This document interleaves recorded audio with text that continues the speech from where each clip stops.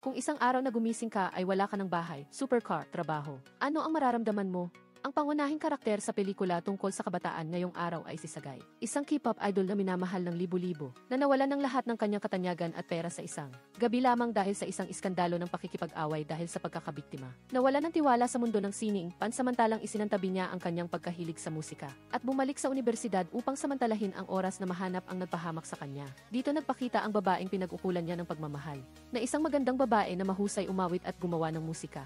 Kaya ba ni Sagay na mapanalunan ang puso ng Diyosa sa kanyang puso at mahanap ang nagpahirap sa kanya? Inaanyayahan namin kayong panoorin ang pelikula. 1-0 araw na lang bago ang mahalagang kompetisyon sa musika. Si Sagay at ang mga miyembro ay nagpapakahirap sa pag-ehersisyo nang biglang nagkaroon ng malubhang aksidente. Sa isang sandali ng pagkalimot, aksidenteng inihagis ng kanyang kasamahan sa pagsasanay ang patpat sa kanyang mukha. Pagkatapos, dinala si Sagay sa ospital na patuloy ang pagdugo ng mukha, na nagdulot ng gulat sa mga tao sa paligid. Tila ang pinsala ay magtatapos sa pangarap na maging mang-aawit na pinagsikapan niyang sanain. Ngunit isang sorpresa ang umiti sa kanya. Si Sagay ay matagumpay na naoperahan ng corneal graft matapos ang isang panahon ng emergency na paggamot. Makalipas ang ilang panahon, hindi lang ganap na nakabawi si Sagay kundi nagbago rin siya at naging isang gwapong binata. Sa kanyang talento at matibay na kalooban, mabilis siyang naging pinuno ng sikat na ngayon na primetime na grupo. Sa tuktok ng katanyagan, sumikat si Sagay bilang isang malaking bituin na minamahal ng milyon-milyong tao.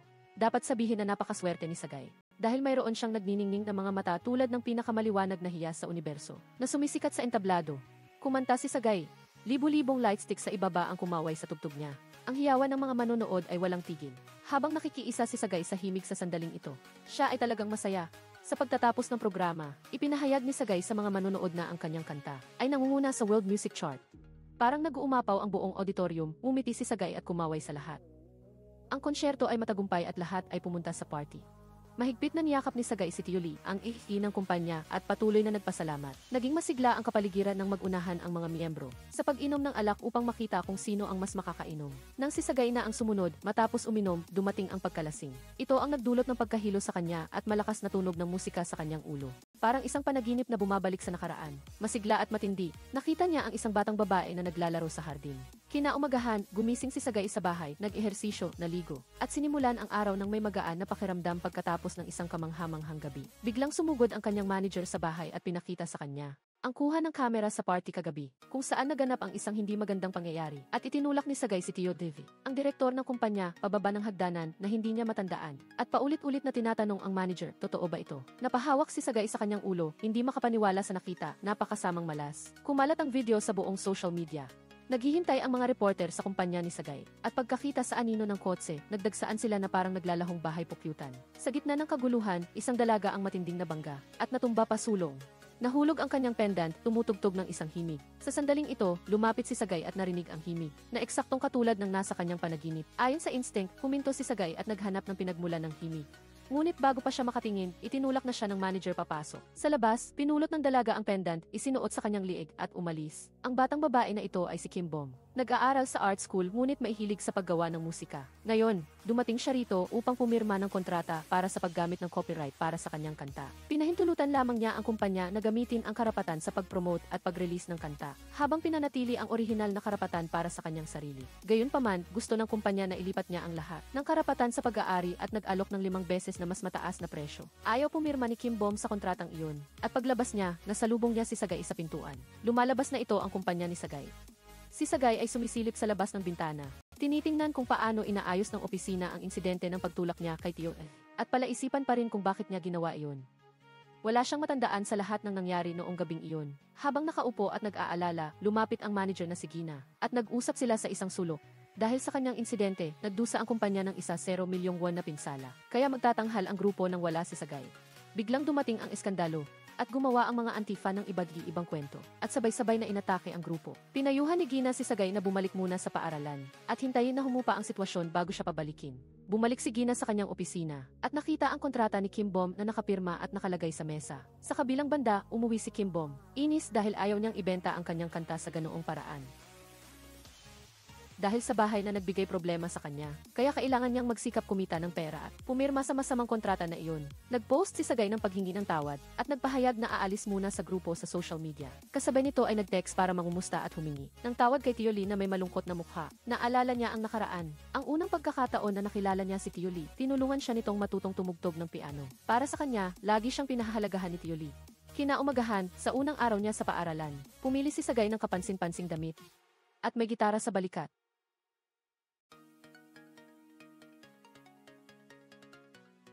Ang tanawin na bumungad sa kanya ay isang malakas na ulan na tila bumabati sa kanya. Bigla siyang nakakita ng grupo ng mga estudyanteng babae na tumatakbo papalapit sa kanya. Inakala niyang mga tagahanga sila, kaya naghanda siya, ngunit isang tabig lang ang nakuha niya.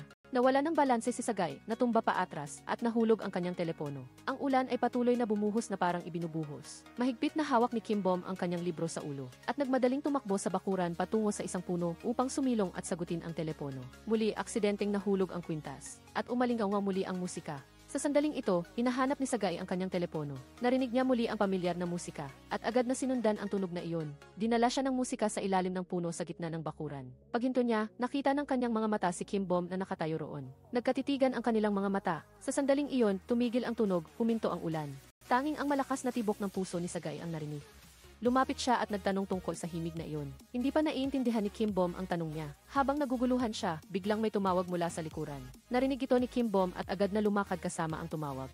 Iniwan si Sagay na may matinding pagkasabik sa kanyang tingin. Sa sumunod na araw ng pag-aaral, naiiba sa nakaraan. Lahat ay naghihintay na. Bumaba si Sagay mula sa kotse at ang mga babaeng tagahanga ay dumagsa na parang hangin. Naghiyawan, kumaway, humingi ng litrato, nagbigay ng regalo. At hiniling pa siyang kumanta mismo sa bakuran. Masayang sumang-ayon si Sagay. Dinala ni Gaijin, pinsan ni Kim Bom, si Sagay sa klase ng drama at pelikula. Akala niya ay magugulat ang lahat sa kanyang pagdating. Ngunit walang nagpakita ng interes. Mabilis na naghiwa-hiwalay ang lahat at bumalik sa kanilang mga upuan. Nagtanong ang guro kung sino ang gustong sumubok gumanap bilang Hamlet. Si Sagay ang tanging nagboluntaryo at inanyayahan siyang umakyat. Umakyat siya sa entablado at ginampanan ang papel. Ang mga tao sa ibaba ay tumawa, hindi dahil napakahusay kundi dahil sa sobrang sama. Ngunit nagpakita pa rin siya ng optimismo at pagiging positibo. Pagkaraan ng ilang araw, naging kinatawan si Sagay ng imahe ng paaralan. Bumili ng pagkain para sa mga babaeng tagahanga gamit ang kanyang makapangyarihang black card. At tinulungan din ang mga estudyanteng nahihirapan sa pananalapi. Saan man siya magpunta, pinalilibutan siya ng mga babaeng tagahanga. Samantalang si Kim Bom ay abala sa paglilinis ng kanyang silid upang ipaarkila. Ang utang na iniwan ng kanyang tiyahin ay biglang naging mabigat. Wala siyang ibang pagpipilian kundi gawin ito. Umaasang makakita ng karagdagang pera para tustusan ang kanyang buhay. Kinaumagahan, pumasok si Sagay na hindi nasuot ang matingkad at kapansin-pansing damit tulad ng nakaraan. Pinili niya ang isang eleganteng damit, simple, at nagsuot pa ng baseball cap para hindi siya makilala. Sa daan, tinanong niya ang isang kaklase kung may alam itong babaeng nagngangalang Kim Bom, na maganda at may mahabang buhok hanggang balikat. Narinig ito ng kaklase. Nahulaan na si Kim Bom ito at itinuro sa kanya ang lugar ng trabaho nito. Pagdating doon, nagkatagpo ang mata ni Sagay at Kim Bom at sa reflex. Agad itong umupo ng nakayupyok. Nakita ng katrabaho ang awkward na sitwasyon at dali-daling sinabi kay Sagay na wala si Kim Bom doon. Sa huli, umalis siya. Ngunit nang umalis si Kim Bom, nagkabanggaan sila agad ni Sagay. Sinundan niya ito na may isang layunin lamang magtanong tungkol sa musika. Patuloy na umaalingaw-ngaw ang himig sa kanyang isip at nagulat siya nang malaman na siya mismo ang gumawa nito. Iyon lang ang nasabi ni Kim Bom at nagmamadaling umalis. Ngunit mabilis siyang hinila ni Sagay at sinabing alam niya ang himig na iyon. Madalas itong lumalabas sa kanyang mga panaginip. Nakita sila ni Gyajin na nakatayo malapit at tinawag si Kim Bom at sinabihan itong umalis muna. Sa reflex, hinabol ito ni Sagay. Ngunit bago pa man niya mahabol, tinumba siya ni Gyajin at napatalsik sa lupa. Binalaan ni Gyajin si Sagay na huwag gambalain si Kim Bom.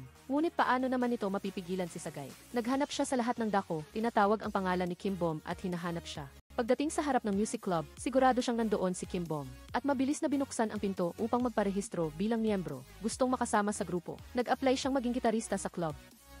Ngunit hindi pumayag si Gyajin at nagkaroon sila ng matinding pagtatalo. Walang gustong magbigay. Sa huli, nagdesisyon silang lutasin ito sa pamamagitan ng isang guitar contest. Kung matalo si Sagay, hindi lang siya hindi makakasali sa club, kundi kailangan din niyang lumayo kay Kim Bom magpakailanman. Upang maghanda sa kompetisyon, lahat ay nasasabik. Lahat ay tumakbo upang manood at magsaya. Handa na ang lahat, nagsimula na ang kompetisyon. Ang galing ng teknik ng bawat isa ay naghahalo, na lumilikha ng isang perpektong himig. Ngunit ang swerte ay hindi ngumiti kay Sagay. Dahil sa pagkawala ng kanyang kalmado, naputol ni Sagay ang string ng gitara at itinaas ang kanyang kamay upang umamin. Nang pagkatalo sa gitna ng palakpakan ng lahat. Pagkatapos ng pagkatalong iyon, nagtatag si Sagay ng sarili niyang banda at inanyayahan ang lahat na magparehistro. Sa isang coffee shop, tahimik na umupo si Kim Bom sa pamilyar na piano. Sa isang malumanay na espasyo, ang bawat daliri ay dahan-dahang dumampi sa keyboard. Ang himig ay umalingaw ng mapayapa at malalim, nagdadala ng sariwa. At matamis na tagsibol, dumating din si Sagay doon upang makinig sa kanta ng piano. Ang kanyang puso ay napaibig. Pagsapit ng gabi, nag-alok si Sagay na imbitahan si Kim Bom na sumali sa kanyang banda. Ngunit hindi niya gusto at tumakbo palayo. Sa likuran, nakaupo si Direktor Lee sa kotse. Pinapanood silang dalawa. Nagkaroon ng bangungot si Sagay. Nakita niya si Tio Lee. Sinabi niya sa direktor ang tungkol sa nangyari 6 taon na ang nakaraan at bigla siyang nagising. Nakarinig ng ingay sa labas. Kinuha ni Sagay ang golf club para ipagtanggol ang sarili at lumabas. Si Direktor Lee ang nasa labas. Bago pa siya nakapagbigay ng pagbati, pinapili na ni Direktor Lee si Sagay na mag-enlist sa militar o mag-aral sa ibang bansa. Hindi niya maintindihan ang buong kwento kaya hindi pumayag si Sagay. Ang insidente ni Direktor Lee 6 taon na ang nakaraan na hindi pa rin matandaan ni Sagay. Kaya natatakot siya. Inilagay niya ang kanyang mga kamay sa dingding at sinabing kung hindi susundin ni Sagay ang kanyang sinabi. Handa na siyang maghanda para sa pinakamasamang sitwasyon para sa kanya. Nang sumunod na araw sa paaralan habang nag-iisa si Sagay na tumutugtog ng gitara, lumapit ang 2 miyembro ng banda ni Jejin. Nagbitiw sila ng mga nakakainsultong salita at pang-aasa. Sadyang tinutukso si Sagay. Sinikap ni Sagay na manatiling kalmado, hindi sumagot at tahimik na umalis. Ngunit sinadya ng 2 na hawakan ang kamay ni Sagay. Habang reflexively na iwinawasiwas ni Sagay ang kanyang kamay. Nagpanggap silang 2 na natumba at kinunan ito ng video. Inedit at in-upload nila ito sa internet na para bang si Sagay ay taong mahilig makipag-away at saktan ang mga kaklase. Nalantad ang video ni Sagay, hindi na kailangan ng investigasyon. Ginamit iyon ni Direktor Lee bilang dahilan para paalisin si Sagay sa kumpanya at pilitin siyang umalis sa Dakao Group. Pagkatapos nito, kinumpiska ang bahay ni Sagay, wala na siyang natira. Ang kanyang malapit na katulong na laging sumusunod sa kanya ay binigyan siya ng kaunting pera para makaraos sa mga darating na araw. Umalis si Sagay sa bahay, naglalakad sa isang liblib na kalye. Pagdating sa isang eskinita, naramdaman niya na ang lahat dito ay tila lumabas na sa kanyang alaala. Napakapamilyar na tila nakatira na siya rito dati. Pagkatapos ay tumakbo siya sa isang bahay at nakita ang karatula na nagpapaarkila ng bahay na may magandang tanawin. Kaya nagdesisyon si Sagay na umupa dito ngunit hindi niya alam na ito pala ang bahay ni Kim Bom. Kinaumagahan, habang nakikipagtalo sa kanyang tiyahin tungkol sa lugar na hindi raw kasing ganda ng in-advertise at masyadong mahal ang depositong pera, biglang narinig ni Kim Bom ang pamilyar na yabag. Lumingon si Sagay at nakita si Kim Bom, nagtitigan silang 2 ng gulat. Sa sandaling iyon, naalala ni Kim Bom ang performance ni Sagay. Natanggap niya ang regalo nitong teddy bear. At nangako ito na sinuman ang makatanggap ng regalo. Ito ay makipagkita sa kanya para i-date niya. Sa sandaling iyon, alam ni Kim Bom na ito ang kanyang tadhana. Narinig ni Jezzy ang ingay sa itaas at umakyat, para tingnan at nakita ang kanyang idolo. Hindi makapaniwala na, sa tuwa, natumba si Gaijin sa kahoy na bani. Nakipag-usap si Kim Bom sa kanyang tiyahin at si Jejin. Nagpahayag na ayaw niyang paupahan si Sagay dahil 3 silang babae sa bahay at hindi tama na siya lang ang lalaki. Ngunit matindi ang pagtutol ng tiyahin at ni Gaijin dahil kung hindi nila ito paupahan ngayon, wala silang pera. Bukod pa rito, nangarap pa ang tiyahin ni Kim Bom na balang araw sisikat muli si Sagay. Malalaman ng mga tao na ito ang lugar kung saan siya tumira. At bibisita sila at upa sa mas mataas na presyo. Nang maisip na kumita ng maraming pera, natuwa rin si Kim Bom. Sumulat silang 3 ng isang pangunahing tuntunin para basahin ni Sagay. Tulad ng kailangang mag-almusal ng 7 am, bawal magsuot ng mga damit na masyadong nakalantad sa bahay, bawal makipag-party at bawal umuwi ng gabi. Bago pa matapos ang pag-uusap, kinuha ni Sagay ang bungkos ng pera at ibinigay kay Kim Bom. Binayaran agad ang upa at nakakuha ng malaking halaga ng pera. Nang maisip na malapit na siyang mabayaran ang lahat ng utang, nagdesisyon si Kim Bom na hayaang tumira si Sagay. Pagsapit ng gabi, umakyat silang 2 sa rooftop para mag-usap. Tinakot ni Sagay si Kim Bom kaya nagulat ito at natumba. Umikot pa sulong at muntik nang mahulog sa ibaba. Ngunit nasa oras, nahawakan ni Sagay ang kanyang damit. Sinamantala ni Sagay ang pagkakataon. Sinabing kung gusto niyang mailigtas, kailangan niyang sabihin ang totoo tungkol sa himig na iyon. Natakot si Kim Bom kaya sinabi niya ang totoo, na ang kanta ay isinulat niya noong 5 tandang bawas 7. Taong gulang siya at binilhan siya ng piano ng kanyang ina. Nang marinig ang sagot, hinila ni Sagay si Kim Bom pataas. Ngunit nagtaka siya kung bakit narinig ni Sagay ang himig na iyon sa kanyang panaginip. Sinabi ni Sagay na marahil narinig niya ito sa kung saan at ang kanyang mga kamay ay naitala ang kahanga-hangang kanta na ito at dinala sa kanyang panaginip. Natulog si Sagay sa pagkakataong ito. Nanaginip siyang muli ng isang batang babae na nakasuot ng puting damit. Nakaupo sa piano na may sticker ng kuneho na nakangiti. Nagising si Sagay at tumingin sa maliit na litrato na nakadikit sa dingding. Iyon ay si Kim Bom. Nang magising siya kinabukasan, nakita niya si Kim Bom na nagtatrabaho sa isang convenience store. Agad siyang nagtanong kung mayroon ba siyang puting piano na may sticker ng kuneho. Nagulat si Kim Bom at sasagot na sana ngunit tinawag siya ng manager para magtrabaho. Ngunit saglit lang siya at naalala niyang may kailangan siyang itanong kaya tumakbo siya palabas. At tinanong si Sagay kung bakit hindi siya nagsalita at nagpaliwanag sa maling bintang na hindi niya inatake ang mga miyembro ng banda. Pinagalitan niya ito, sinasabing ang talunan lang ang umatras at hindi lumaban. Tumango lang si Sagay at tahimik na sumunod. dahil naniniwala si Kim Bom sa kanya. Masayang-masaya si Sagay, tumalon at sumasayaw ng walang tigil. Nakita ni Gyejin ang pagkikita ng dalawa. Ngayon ang araw kung kailan magre-recruit si Sagay ng mga miyembro para sa kanyang banda. Habang nagre-recruit, nakita ni Sagay ang dalawang lalaki na nag-ingay dati. Hinabol sila ni Sagay sa paligid ng bakuran ng paaralan at malapit na niyang maabutan. Sinipa ni Sagay ang paa ng isa at pareho silang natumba sa lupa. Lumapit si Sagay at nagtanong. Ngunit mabilis na tumakas ang dalawang lalaki. Tumakas ang dalawang lalaki sa banyo at tumawag sa manager ni Director Lee. Lumabas na si Director Lee pala ang nag-ayos ng lahat. Nalaman din niyang hindi nag-enlist si Sagay, kundi umuupa at nakatira pa ito sa bahay ni Kim Bom. Parehong sangkot sina Kim Bom at Sagay sa kanyang problema. Nag-isip sandali si Director Lee at inutusan ang manager na paghiwalayin ang dalawa sa anumang paraan. Agad na hinanap ng manager ang dalawang lalaki noong nakaraan. Nang sumunod na araw, nagdala sila ng maraming tao na tumayo sa bakuran ng paaralan, na tumututol sa pagbabalik ni Sagay sa paaralan. Sa loob ng klase, may mga kaalyado din sila na humiling na huwag mag-aral kapag nandoon si Sagay. Dahil sa tensyonadong sitwasyon, ipinatawag si Sagay sa opisina ng prinsipal. Pinipilit din ng paaralan si Sagay na huminto sa pag-aaral para mag-enlist sa militar. Ngunit hindi pumayag si Sagay. Ipinakita niyang hindi siya duwag at lalaban siya. Ang mas mahalaga ay magtatatag siya ng bagong banda. Nakita ng prinsipal na hindi siya nakikipagtulungan kaya nagbigay siya ng kondisyon. Kung makakapagtatag siya ng music club sa araw na ito, na may 300 estudyante, hindi na makikialam ang paaralan. Ngunit kung mabigo, kailangang huminto sa pag-aaral o mag-leave muna si Sagay at tanggapin ang kahilingan. Umalis si Sagay. Napansin ni Kim Bom na lumalala ang sitwasyon. Nagmadali siyang pumunta sa kumpanya ni Sagay upang hanapin si Manager Gina para makipag-usap ngunit hindi niya ito nakita. Sa halip, nakasalubong niya si Director Lee at sinabi ang buong katotohanan. Noong araw na nangyari ang insidente, nakunan niya ng video ang buong pangyayari. Gayunpaman, sa tuwing ina-upload niya ang video sa internet upang tulungan si Sagay, napatunayang inosente siya, misteryoso itong nabubura, na tila may sadyang nakikialam. Walang interes na sumagot si Director Lee pagkatapos marinig na si Sagay ay hindi na miyembro ng kumpanya kaya kailangan niyang lutasin ang lahat ng mag-isa. Dahil dito, nagalit si Kim Bom, tumalikod at umalis. Puno ng galit at pagkabigo. Sa kabilang banda, bumalik si Sagay sa lugar ng audition ng banda ngunit ang bumungad sa kanya ay ang tanawin ng lahat ng nasira at magulo. Sa sandaling ito, lumitaw ang dalawang lalaki kasama ang isa pang grupo ng mga tao. Malinaw na gustong manggulo muli. Hindi pinansin ni Sagay at nagpatuloy sa pag-aayos ng lahat. Biglang lumapit ang isang taong nakasuot ng costume ng oso at kinuha ang mikropono at umawit ng malakas sa kanta ni Sagay. Saglit na natigilan si Sagay at tumugtog ng accompaniment sa boses. Iyon ang boses ng isang batang babae, malambing at malinaw, si Kim Bom, at inalis niya ang kanyang maskara. Nakita ni Sagay ang ngiti niya. Natunaw ang puso niya at hindi niya mapigilan ang damdamin. Nag-alok si Kim Bom na sumali sa banda at syempre, agad na sumang-ayon si Sagay. Kasabay nito, tumakbo rin sina Jijin Jigon upang sumali sa banda at hinimok ang lahat na sumali. Nagunahan ang lahat sa pagpuno ng application form. Kahit na sinubukan ng dalawang lalaki na pigilan sila, nagpunta rin sila sa buong campus at nagbigay ng application form sa lahat ng estudyante. Sa pagtatapos ng hapon, nakakolekta sila ng 229 na form at kulang pa ng 71 katao para maabot ang kinakailangan. Hindi nawala ng pag-asa.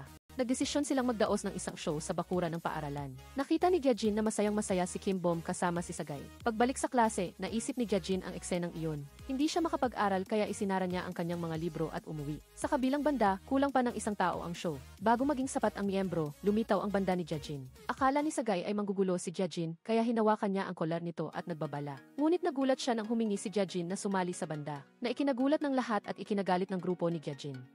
Ang totoo, alam na ni Gyejin ang lahat tungkol sa pagpapahamak kay Sagay. Dahil noong araw na iyon, aksidenteng narinig ni Gyejin ang pag-uusap sa pagitan ng dalawang lalaki na tumatanggap ng pera para saktan si Sagay. Kahit hindi niya gusto si Sagay dahil sa katarungan at lalo na dahil kay Kim Bom. Sa grupo, iyon ang nagtulak kay Gyejin na sumali. Dumating ang prinsipal sa tamang oras nang matapos ni Sagay ang hamon. Isang nakakapagod na araw ang lumipas at inanyayahan ni Sagay ang banda na kumain. Ang grupo ay binubuo ng 5 pangunahing miyembro. Si Sagay at Gyejin ang humahawak ng gitara. Si Kim Bom ang naglalaro ng keyboard. Si Zigon ang drummer at si Gyejin ang maihawak ng percussion instrument. Lahat ay masaya, ang tawanan ay umalingaw sa buong kainan. Nagboluntaryo pa si Sagay na mag-ihaw ng karne. Ang unang piraso ng karne ay luto na. Ibinigay niya kay Kim Bom, ngunit biglang isinawsaw ni Gyejin ang ulo niya sa cake. Nang makita ito, kumuha si Sagay ng cake at pinahiran ang bawat isa. At binigyan si Gyejin ng buong cake. Nagpatuloy silang 5 sa paglalaro. Sa unang pagkakataon naramdaman ni Sagay ang ganitong uri ng pagkakaibigan. Sa pagtatapos ng gabi, kailangan nilang linisin ang kalat. Sa sandaling ito, nakatanggap si Sagay ng tawag mula sa kanyang manager. na nagkwento tungkol sa pagpunta ni Kim Bom sa kumpanya kay Sagay. Higit pa rito, sinabi niya ang tungkol sa saloobin ni Director Lee na gustong burahin ang relasyon at putulin ang ugnayan sa kanya. Hindi nakaimik si Sagay matapos itong marinig. Nagkumpulan ang grupo para mag-review para sa final exam. Lahat ay nakatuon sa pag-aaral, si Sagay lang ang nakayuko sa lamesa. Naaalala ang mga nangyari at nainis. Sumigaw ng malakas kaya nagulat ang lahat. Pagdating ni Gyagyang sa bahay, nakita niya ang lahat ng kanyang instrumento ay hinila palabas at winasak. Ang kanyang ama, ang direktor ng ospital, ay hindi matanggap na ang kanyang anak, isang estudyante ng medisina, ay lubos na nahuhumaling sa musika. Itinuring niya ang mga bagay na ito na basura at ang pagkasali ni Gyagyang sa banda ni Sagay ay lalo pang nagpagalit sa kanya. Hindi na niya ito nakayanan. Nag-empeke si Gyagyang at umalis ng bahay bitbit ang kanyang maleta. Sa bahay ni Kim Bom siya nagpunta at nagpahayag ng intensyong umupa ng kwarto doon. Nangangahulugan iyon na si Gyagyang at si Sagay ay maninirahan sa iisang kwarto. Hindi pa nakakatutol si Sagay nang hilahin na ni Gyagyang ang kanyang lieg papasok sa kwarto para itago ang mga gamit. Na parang natural lang ang pagsasama nila. Hinati ng dalawa ang kwarto at walang sinuman ang pwedeng tumawid sa linya. Sa oras na iyon, biglang nagising si Director Lee mula sa panaginip tungkol sa 6 na taon ang nakalipas. Madilim noon at umuulan ng malakas at bigla siyang inantok. Lumihis ang manibela patungo sa kabilang lane at nagkaroon ng aksidente sa kotse na paparating.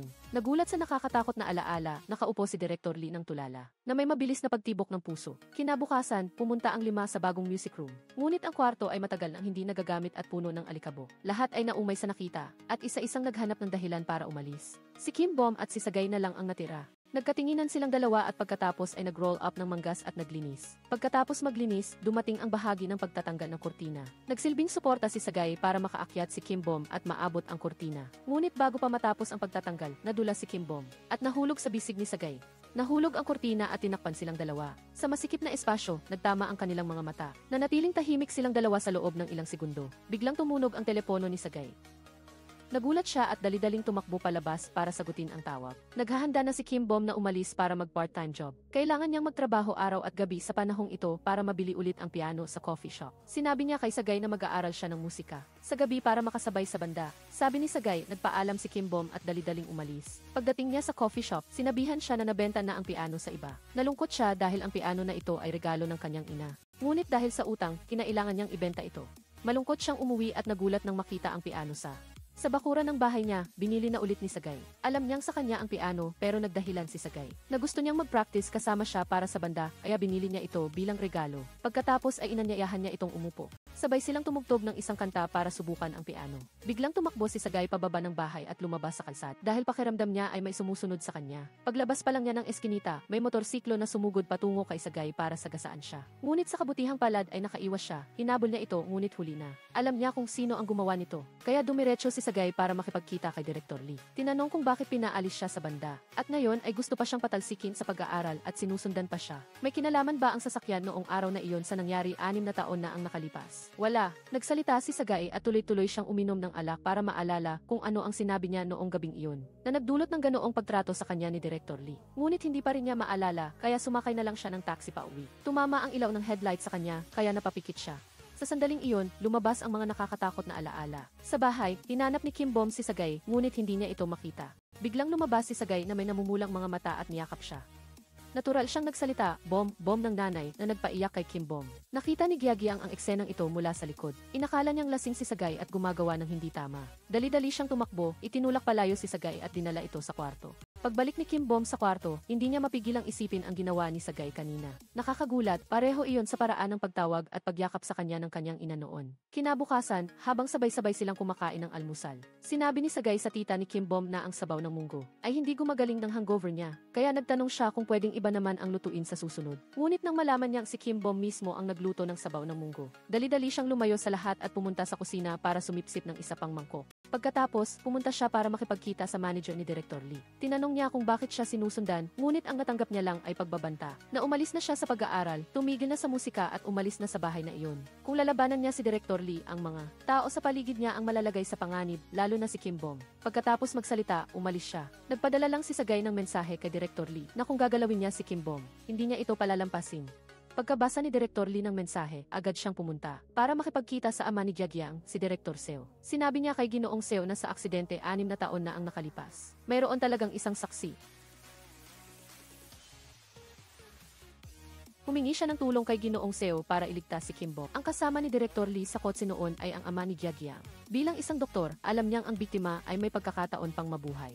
Ngunit wala silang ginawa dahil sa takot na magkaproblema, dahil pareho silang gumagamit ng alak noong oras na iyon. Sa kabilang banda, pagdating ni Sagay sa paaralan, naghatid siya ng nakakagulat na balita, na may una silang pagtatanghal bilang banda. Natigilan ng buong grupo at pagkatapos ay sumabog sa excitement.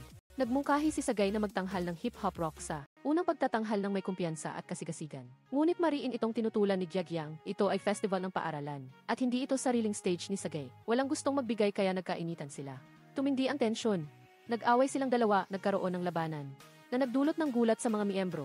Huminto lang ang lahat nang marinig ang sigaw ni Kim Bom. Sa kabilang banda, sinabi ni Direktor Lee na si Sagay ang saksing iyon. At mas masahol pa, si Gyagyang at si Sagay ay nakatira kasama ni Kim Bom, ang anak ng babaeng iyon. Hindi maitago ng ama ni Gyagyang ang kanyang pag-aalala. Mabilis niyang sinabi kay Direktor Lee na kakausapin niya si Kim Bom. Pag-uwi, kailangan pa ring tiisin ni Kim Bom ang ingay ng pag-aaway mula sa itaas na kwarto. Sa sobrang pagod, nakaisip siya ng ideya. Kinaumagahan, nakatanggap ng text message ang grupo na mamamasyal sila ngayon. Ang sinumang hindi sumama ay magmumulta. Kaya pagkaraan ng ilang sandali, kumpleto na silang lahat. Hindi pa nila naiintindihan kung bakit kailangan nilang mamasyal nang biglang may dumating na puting kotse. Iyon ang sasakyan na agad na hiniram ni Sagay mula sa kanyang dating manager na si Gina. Dali-daling sumakay sa sasakyan ang grupo. Si Manager Gina ay kinalagad din sa biglaang biyahe na ito. Pagdating doon, laging sinusundan ni Sagay si Kim Bom at kung ano man ang ginagawa niya. Tinutulungan niya ito. Sa likod, nakita ito ni Gyagyang. Sobrang inis niya kaya natumba siya sa upuan. Nang magpahinga si Kim Bom at humiga, ginamit ni Sagay ang kanyang kamay para takpan siya mula sa araw. Sa sandaling iyon, bahagyang naantig si Sagay. Kasabay nito, aksidenteng lumapit si Gyagyang at nakita niyang upo si Sagay sa upuan. Kaya hinila niya ito dahilan para matumba si Sagay. Nagalit si Sagay at agad na sumunod kay Gyagyang. Nag-usap silang dalawa na parang tubig at apoy, walang gustong magparaya. Tungkol pa rin sa pag-aagawan ng leader at main player. Patindi ng patindi ang tensyon, tumakbo si Kim Bom para awatin sila. Ngunit pagkaraan ng isang segundo, nag-away na naman silang dalawa. Tumayo si Kim Bom para awatin sila, ngunit aksidenteng nadulas at nahulog sa lawa. Nang makita ito ng dalawang lalaki, sabay silang tumalon sa tubig para iligtas si Kim Bom. Hindi kayang buhatin ni Sagay si Kim Bom, kaya inagaw ito ni Gyagyang at binuhat si Kim Bom. Tumakbo si Sagay, nadulas at tumama ang ulo sa bato. Sa sandaling handa na si Gyagyang nabigyan ng artificial respiration si Kim Bom. Parang may kuryente, tumayo si Sagay at tumakbo para itulak si Gyagyang. Sa gulo, hindi nakaiwas ang dalawa. Nagdikit ang labi ni Gyagyang at Sagay. Pagkatapos ng pangyayari, kahit ayaw nila para hindi malungkot si Kim Bom, nagyakap silang dalawa at nagkunwaring malapit sa isa't isa. Ginamit ito ni Kim Bom bilang dahilan para italaga si Sagay bilang main player at si Gyagyang bilang pumili ng pangunahing kanta at siya ang magiging leader na magdidirekta sa banda. Ngunit nang malaman niyang marunong lumangway si Kim Bom at mayroon pa siyang excellent award ayon sa kwento ni Gyagyang, agad na tumakbo palabas si Gyagyang at Sagay para harapin si Kim Bom. Sa huli, habang nakikita ang lahat na naglalaro ng masaya sa labas, nakahiga lang si Gina sa tent na naiinip. Nang makita niya ang notebook ni Kim Bom, nag-usisa siyang buksan ito. Nakita niyang puno ito ng mga bagong kanta, kaya nagtaka siya kung bakit hindi pa ito naibibenta. Sa sandaling iyon, bumalik si Kim Bom sa tent at mabilis na itinago ni Gina ang notebook. Kinaumagahan, dumating ang ama ni Gyagyang sa bahay ni Kim Bom, ngunit ang tita lang niya ang nandoon. Nang makilala niya ang ama ni Gyagyang bilang isang sikat na doktor na madalas lumabas sa TV, masaya siyang inanyayahan sa loob para uminom ng tubig. Habang umiinom ng tubig, matalino siyang nagtanong tungkol sa pagkamatay ng ina ni Kim Bom. Ayon sa investigasyon, namatay ang ina ni Kim Bom dahil sa aksidente at walang ibang kahina-hinala. Humingi ang ama ni Gyagyang ng numero ng telepono ni Kim Bom. Kasabay nito, may pulong si Direktor Lee sa prinsipal ng paaralan. Opisyal siyang nag-alok ng 50 milyong won na investment sa paaralan para magtayo ng mas modernong mga silid-aralan at kusa siyang nagmungkahi na magbigay ng full scholarship sa ibang bansa para kay Kim Bom. Sa katunayan, hindi ito regalo kundi isang pagsisikap na mapalabas si Kim Bom sa bansa sa lalong madaling panahon. Sa kabilang banda, matapos makuha ang numero ni Kim Bom, nag-set up ang ama ni Gyagyang ng meeting sa kanya sa coffee shop. Humingi ng tulong para kumbinsihin si Gyagyang na umuwi at layuan din si Gyagyang. Dahil naghirap si Gyagyang para makapasok sa medical school. Ayaw niyang makisali ang kanyang anak sa mga walang kabuluhang bagay. Pakiramdam niya ang ginagawa ni Kim Bom ay humahad lang sa pag-unlad ni Gyagyang. Nag-text si Kim Bom kay Gyagyang at nag-set up ng meeting sa bus stop para mag-usap. Pinayuhan ni Kim Bom si Gyagyang na umuwi. Tumanggi si Gyagyang. Kaya napagod si Kim Bom dahil ayaw niyang hanapin siya ulit ng ama ni Gyagyang. Matapos magsalita, umalis siya ng walang emosyon. Malapit na sa bahay, nakita ni Sagay si Kim Bom sa ibaba. Nang aalis na sana siya, bigla siyang nahilo dahil sa pagkakabangga kahapon. Samantala, umuwi na si Gyagyang sa kanila. Gusto ng kanyang ama na umalis siya sa banda. Kung magiging masunurin siya sa bahay, nangako siyang hindi na niya guguluhin si Kim Bom at binalaan siyang huwag lalapitan si Kim Bom. Kinaumagahan sa paaralan, tinawag si Kim Bom ng prinsipal para kausapin siya tungkol sa full scholarship. Lahat ng gastos ay sasagutin ng paaralan. Nagulat si Kim Bom nang marinig ito, ngunit tumanggi pa rin. Para sa kanya, marami pang mas karapat-dapat. Marami pa siyang plano rito, lalo na ang nalalapit na pagtatanghal. Matapos magsalita, magalang na yumuko si Kim Bom at umalis. Sa kabilang banda, pinanonood ni Gyagyang ang operasyon ng kanyang ama. Sa unang pagkakataon na makakita ng operasyon sa katawan ng tao, nawalan ng kontrol si Gyagyang. Bawat nilamsik ng dugo sa kanyang mukha ay nagpaalala sa kanya ng nakaraan. Nang ang kanyang ina ay nagdugo sa upuan, bumasa ang dugo sa carpet. Tumakbo si Gyagyang palabas ng operating room at nasa likod niya ang kanyang ama. Sumugod ito at binugbog si Gyagyang. Ikinahiya siya dahil sa kanyang kahinaan. Sa sobrang pagod sa pagpilit na maging doktor, nagpasya si Gyagyang na sirain ang kanyang mga kamay. Sakto namang nagpatingin ng mata si Sagay. Mabilis niyang itinapon ang basag na piraso mula sa kamay ni Gyagyang at pinigilan siyang sirain ang kanyang mga kamay. Mabilis siyang umalis kahit hindi niya gusto si Gyagyang. Pinaginhawa pa rin siya ni Sagay na kung hindi ka mabubuhay ayon sa gusto mo, ikaw ang pinakaapektado. Kumpleto na ang lahat sa practice room, si Gyagyang na lang ang wala. Matapos maghintay ng matagal, sa wakas ay dumating din si Gyagyang. At nagsimula ng mag-practice ang grupo. Nag-practice sila ng magkasama araw-araw. Kahit minsan ay nag-aaway sila, inaayos pa rin nila ito. Habang papalapit ang pagtatanghal, naghati-hati sila sa pagdidikit ng mga poster.